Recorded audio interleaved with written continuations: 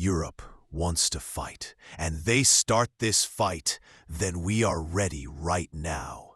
There is no doubt about this. The adult in the room is missing. And who's the adult who's in charge of NATO? His name is Donald Trump. And these people are making ridiculous statements that inevitably are his responsibility because he leads NATO. And if he really wants this nonsense to stop, and he wants to put an end to the pointless slaughter of human life, he needs to step forth and stop it. That the problem with threats is that, and Donald Trump confronts this, by the way, right now in Venezuela, is that if you make lots of threats, occasionally you are obliged to carry through on them. In other words, if you make threats long enough in order to retain any measure of credibility, you have to do something. And something is a bad idea right now. In simple terms, Macgregor is saying this: when you're the one leading NATO, every reckless threat eventually becomes your responsibility. And the danger, if you threaten long enough, sooner or later, you're forced to act. And acting out of pressure, not strategy, is how wars start by mistake. Because Russia is armed to the teeth. It has the complete backing. You know, the Russian state has the backing of its population. Its military power is at a peak. Why would you do something stupid like this at this point? Well, you know, what else can you do but rant and rave and then hope that you can, pull off a stunt like the drones that were used against the Russian bombers at an open airstrip that were left there because of the START treaty requirements. That's the sort of stupid thing that you can try. Can you try to go far forward into some area still controlled by Ukraine, east of the river, and launch strike weapons like the Storm Shadow or other missiles? Yeah, I suppose you can, but it's a very dangerous proposition. It needs to stop. And this is where President Trump, who talks a great game and then ultimately does nothing, needs to step up and say, you know, I'm in charge and I'm saying stop. What he's really pointing out is the insanity of provoking a nuclear-armed nation at its strongest moment. These drone stunts and long-range strikes aren't strategy. They're desperation. And desperation starts wars by accident. This is exactly why he says Trump has to step in. Because without real leadership, reckless moves fill the vacuum. Well, he certainly does, because if he doesn't, as you point out, then that puts NATO in a tough situation, to where if they act on that, whether in defiance of Trump or even without his knowledge, who can say? But Vladimir Putin this morning said, hey, listen, you need to understand if you start any action with us, we're going to finish it. Now in this clip here, he says something that's really important. A couple things. One, he directly addresses the possibility of conflict with NATO. But the second thing is, he makes a very clear distinction between a special military operation and war. I've said that 100 times. We have no plans of fighting against Europe. But if Europe wants to fight, and they start this fight, then we are ready right now. There is no doubt about this. But the only question is, if Europe starts the war, unleashes this war, because that's not Ukraine. With Ukraine, we use some surgical means. We are trying to be really careful, because you understand why this is not a war, in the direct sense of the word, and Europe all of a sudden wants to start a war. And if it does start a war, then very rapidly, there might be a situation where we have no one to negotiate with. Putin's message is blunt. Russia doesn't want a war with Europe. But if Europe starts one, Russia will finish it, and is warning that there may be no one left to negotiate with. Shows how fast a NATO conflict could spiral beyond control. So, let me ask you that your assessment first of all in this claim, and many in the West believe this, and I keep running into them a lot, in that Russia has, quote, only gotten about 1% of Ukraine territory over the last, whatever it is, 18, 24 months, because that's all they can do. And Putin is seeming to say here, that's not all we can do. We're taking this slow approach, but we can bring in the big fist if we need to. Is he telling the truth? Well, of course he's telling the truth. The problem is that he is not engaging in the bombast that, Americans in particular, and to a lesser extent, Europeans, have become accustomed to. What do I mean by that? Donald Trump makes outrageous, outlandish statements that are completely unsupportable, and many of them are very threatening.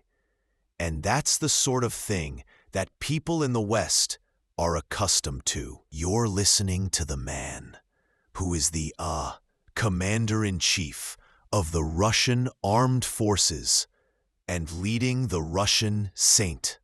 Right now, he is not the Lone Ranger.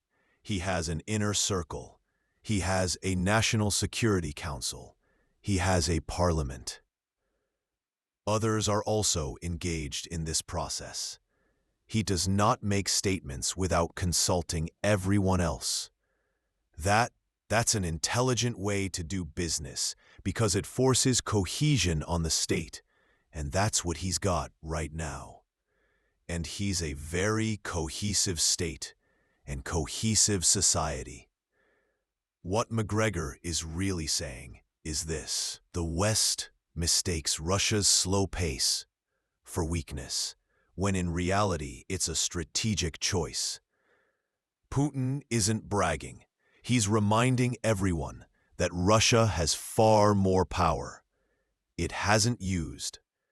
And unlike the loud, impulsive style Western leaders often display, his statements are coordinated, deliberate, and backed by a unified state. All he's saying in a very matter-of-fact way, which is probably a mistake, because most people won't get it. He's simply saying that we're prepared to fight, and if you want to risk war with us, we will give it. You and I, we served in the military. You listen to someone say that, and you look at the facts on the ground, the readiness of the armed forces, and you're taking it very seriously. But people in the West don't.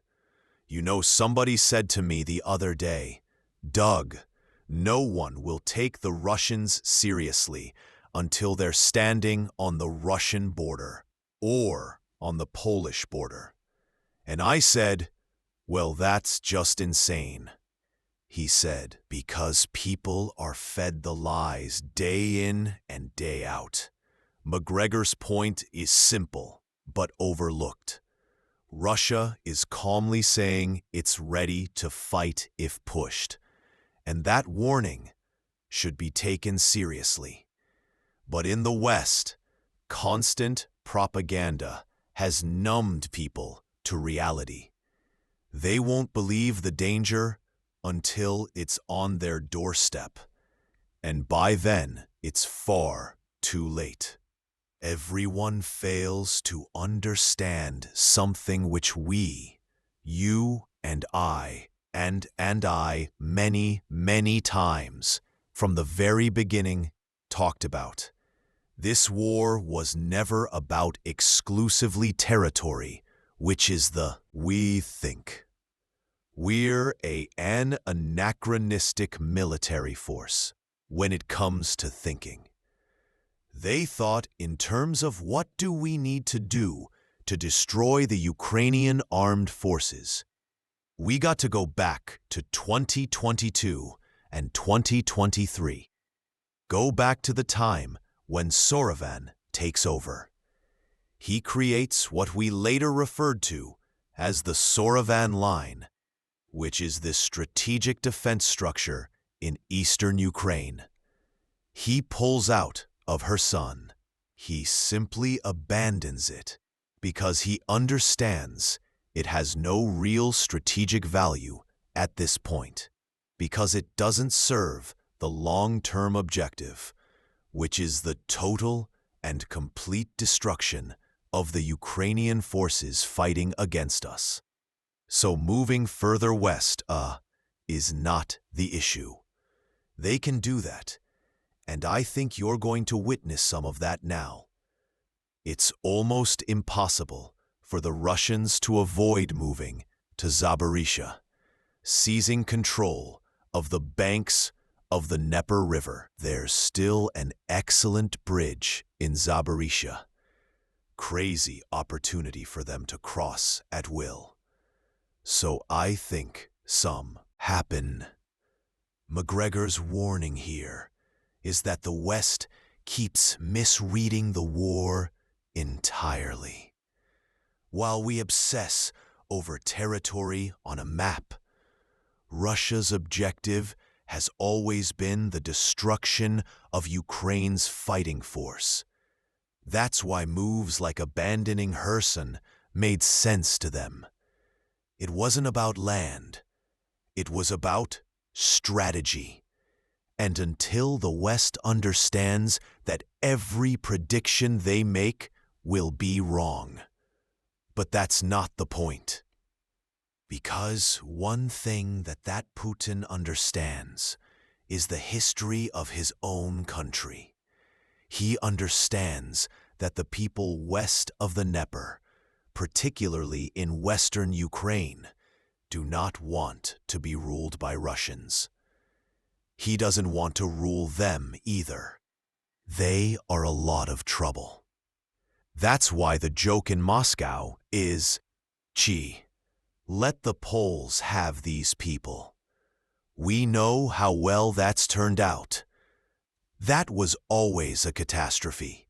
The Ukrainians hate the Poles and fight with the Poles, just as they've hated and fought with Russians. The point is, the war militarily is a dead end. Wrong at this point to talk about Ukraine on life support. It really isn't. The Ukrainian criminal structure, which is corrupt to the bone, that's on life support. They want desperately to get more cash fed to them so they can redistribute it within the criminal networks that currently run the country.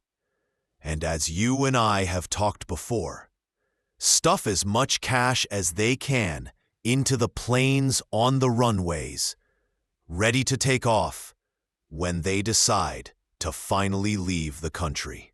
Macgregor's point is blunt. Russia never wanted to occupy the parts of Ukraine that don't want them. The real collapse isn't military, it's political. Ukraine's leadership class is what's on life support, surviving only by siphoning foreign cash. And behind the scenes, he's suggesting they're already preparing their exit while the country falls apart. The people in Western Europe have been lied to from the beginning about all of this and about the aims and purposes of Russia. It's beginning to sink in. Things in Germany are finally beginning to fall apart. Mats is reporting to his masters in New York City, in the banking system, and London, City of London banks. These are the people that have been driving all of this. You know, you want to listen to someone who can pile the lies on almost better than anybody else that I've listened to about Russia.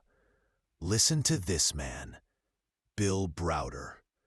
He's a perfect example of what's operating behind the scenes. Everything is designed to destroy, harm, strip away Russia. Having failed, to make that strategy work, they just keep on lying to keep this thing going as long as possible, on the assumption that somehow or another, that will retain control of Europe, and will weaken Russia. It's all nonsense. It needs to go away. But who's going to stand up and tell the truth? I mean, when you have Hodges and Petraeus and Keane and these other people coming forward telling you, oh, we're just